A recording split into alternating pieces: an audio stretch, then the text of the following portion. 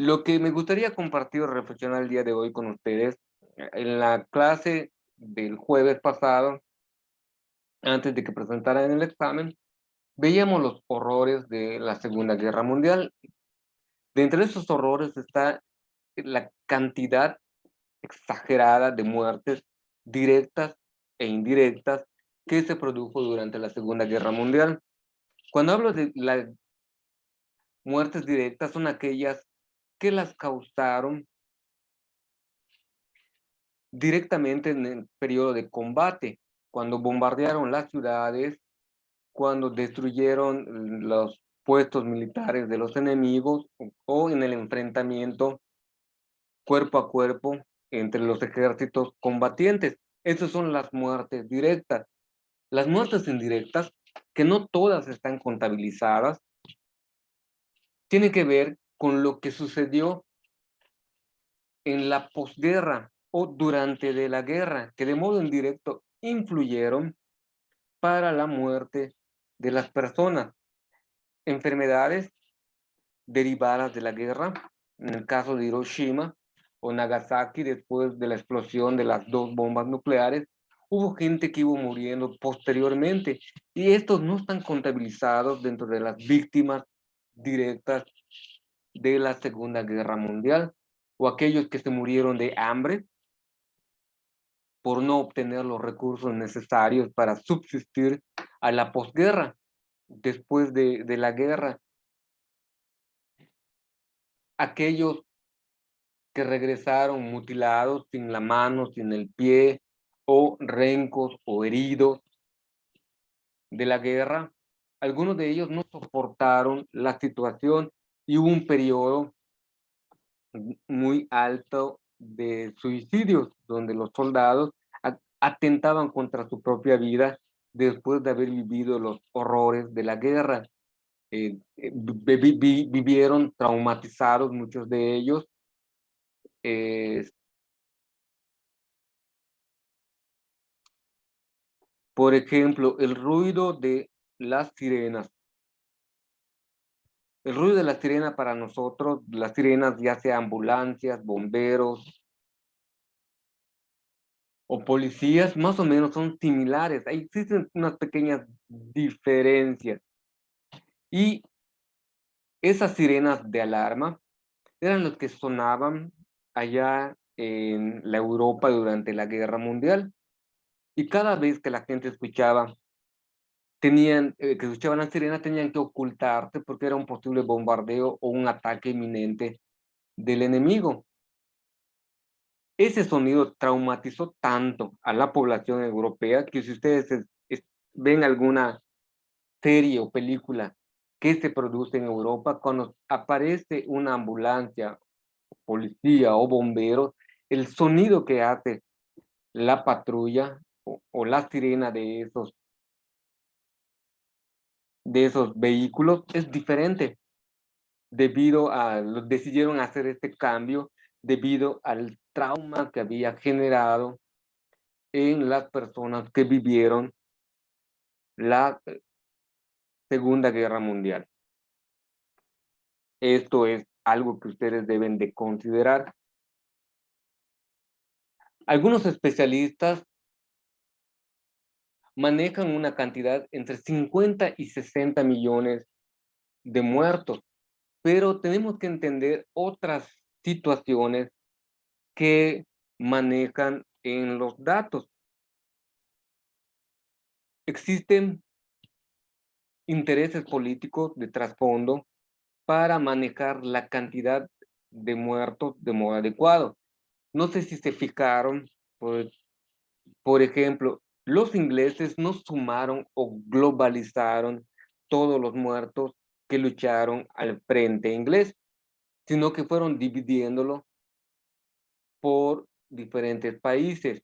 Apareció Papúa Nueva Guinea, Nueva Zelanda, Australia, Sudáfrica, eh, que son la India, que son los que recuerdo en este momento.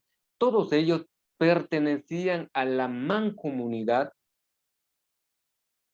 inglesa del Imperio Británico, pertenecieron al Imperio Británico. Si suman todas las muertes que padeció el Imperio Británico, es uno de los grandes perdedores en vidas humanas, pero prefirieron fraccionar para que se vea que el nivel de muertos no rebasó ni el 500.000 en el caso de los ingleses. Es una mentira. Eso es una mentira histórica, como vimos en el video anterior de los horrores o los excesos que cometieron los aliados. Existe, cuando ustedes vean esas cifras, existe una intencionalidad de parte de quien realiza esta información. A algunos les conviene inflar, es decir, hacer que sea mayor la cantidad, y a otros les conviene que sea menor. Todo depende desde la perspectiva política o visión política que tenga el país. ¿Hasta aquí alguna duda? No, maestro. Si les queda claro entonces que no existe un dato certero y exacto para que tú sepas la cantidad así puntual de cuántos se murieron en la Segunda Guerra Mundial. Lo que van a encontrar son aproximados, porque existen los desaparecidos. Aquellos tienen un número aproximado de cuántos estaban en los barcos, de cuántos estaban en los aviones, de cuántos estaban en los submarinos que desaparecieron, hundieron o se estrellaron o explotaron, pero no pueden darte un dato exacto, muchas veces porque no conviene, no es correcto darlo. Algunos países, sobre todo los vencedores, a la hora del pago de los daños por la Segunda Guerra Mundial, les convenía poner una cantidad de muertos porque les tenían que pagar por cada uno de los muertos acaecidos durante la Segunda Guerra Mundial. Hubo una especie de, así como está sucediendo hoy en día, me imagino que ustedes lo saben, aquellas personas que fallecen por coronavirus, el gobierno federal otorga una especie de ayuda a los deudos, pero el documento debe decir que la persona murió por COVID, mete los documentos en la plataforma correspondiente y con el paso de las semanas o los meses les depositan a esa familia ese dinero para que se apoye la familia en los gastos funerarios que genera esta situación. Lo mismo, algo similar sucede durante la restauración en la Segunda Guerra Mundial. Había que pagar los daños causados, había que reconstruir la Europa y dependiendo de cuántos muertos hayas tenido, eran el tipo de apoyo que te iban a ir brindando para solventar los gastos que la guerra.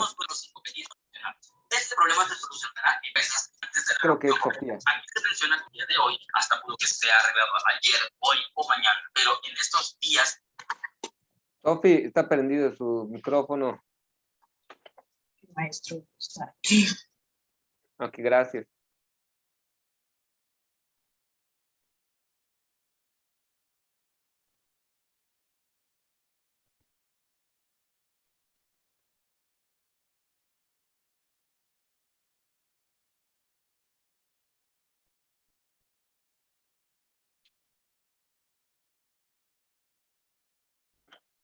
Consideren entonces, para concluir esto que les estaba yo comentando, la cantidad de muertes causada por la Segunda Guerra Mundial no se puede saber con exactitud y pueden tener aproximados.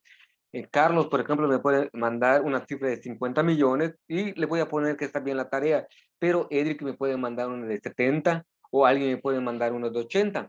Hay un rango aceptable de cantidad según la fuente donde lo hayan consultado y cada una de las fuentes tiene una intencionalidad, como les decía hace un momento, tienen una finalidad de por qué ponen la cantidad de muertos acontecidos durante la Segunda Guerra Mundial. La muerte es un tema importante, pero los que quedan vivos, ¿cómo resurgen? ¿Cómo salen adelante? Y el mundo empieza a polarizarse en dos partes, como vamos a ver en el tercer trimestre. Un mundo dividido en dos bloques, entre el bloque comunista, socialista y el bloque eh, capitalista que defiende el liberalismo. Unos liberales capitalistas y el otro comunistas socialistas. Después de la Segunda Guerra Mundial, establecen acuerdos de paz, acuerdos para que no se vuelva a repetir una guerra como la que habían vivido. Se dan cuenta que el hombre en sí mismo tiene la posibilidad de acabar con la especie humana si se lo propone. Y establecen esta división. Y cada uno de los bandos tiene diferentes programas para la recuperación de Europa después de la Segunda Guerra Mundial y la recuperación de Asia. Pensamos solamente en Japón, pero también las islas polinesias, Filipinas, la zona de Midway, la de Hawái fueron afectadas terriblemente por la guerra y había que volver a recuperar el desarrollo y la paz social en esos lugares. Así que mientras los países de Occidente que practicaron la ideología capitalista y liberalista van creando su comunidad y van creando las estrategias que van a implementar para la superación de la crisis derivada de la Segunda Guerra Mundial. Del lado comunista socialista también sucede lo mismo. Hay un bloque de países, hay un número de países que se van a alinear. Y existe un tercer grupo de países no alineados que decidieron ni ser capitalistas ni ser comunistas. Hay una película muy antigua, mexicana, de un actor mexicano famoso en su tiempo y en mi tiempo, en el de ustedes tal vez ni lo conozcan, Cantinflas, que hace una película que toca este tema de la división mundial que existe y cómo cada uno de los bloques ven como enemigo al otro bloque. Y cada uno trataba de conquistar cada vez más adeptos que se unieran a su sistema político o a su ideología. Y para ello van realizando diferentes acciones que pusieron en riesgo este mundo de una guerra nuclear posible. Existió esta posibilidad en los años 70, no se dio. Hoy en día existe un conflicto y este conflicto está en la Liga Mundial posteriormente a ella, que tiene que ver con este 3.3, el Plan Marshall y la recuperación de Europa y Japón. Les dije que por su parte los soviéticos crearon el Plan Molotov, que aquí aparece. Cada uno de ellos establecieron algunas líneas de trabajo en donde se comprometieron a respetarlas. Voy a dejar de compartir para cerrar esta idea. ¿Han escuchado sobre la guerra que hay en este momento entre Rusia y Ucrania, no? ¿Sí o no? Sí, sí, maestro. Ok. Es una guerra algo confusa, sobre todo para nosotros que estamos muy lejos de esta situación. Había que comprender el contexto histórico. Ucrania perteneció a la Unión Soviética. La zona de Ucrania fue una zona o un enclave muy importante porque es puente para poder comunicarse con los países de Occidente y de Asia del continente asiático, Asia Media, y con Europa. Es un puente importante para Europa occidental. Casi es vecino de Alemania, es vecino de Checoslovaquia, es vecino de Polonia, vecino de Bielorrusia. Durante el periodo soviético, Rusia, la federación, lo que hoy es la Federación Rusa y la Federación Ucraniana, eran las dos regiones de la Unión Soviética que mejor calidad de vida tenían. Y en las ciudades hoy invadidas fue donde la Unión Soviética implementa el desarrollo tecnológico. Por eso ahí están los reactores nucleares y por eso ahí sucedió la explosión de Chernóbil, creo que fue en el 87 o en el 89, y hay películas sobre esa explosión de Chernóbil, algunas de terror y otras de drama, pero fue lo que sucedió, que esa zona de la Ucrania la desarrollaron adecuadamente. Es una zona muy rica, que había firmado unos tratos y unos convenios con la Federación Rusa. Él perteneció al Pacto de Varsovia, que es diferente al pacto que se firma con la OTAN. ¿Qué fue lo que sucedió? Hace algunos años decidieron salirse del Pacto de Varsovia y entrar al Pacto de la OTAN y formar parte del bloque capitalista, unirse a Francia, Inglaterra, Estados Unidos, Italia y los otros países que forman la Organización del Atlántico Norte. A Rusia no le pareció, porque los del Atlántico Norte empezaron a llevar armamentos en zona ucraniana. Y los rusos dicen que no es justo que los estén rodeando y se estén posicionando mucho mejor. Y es lo que está reclamando Rusia. No tiene toda la razón, por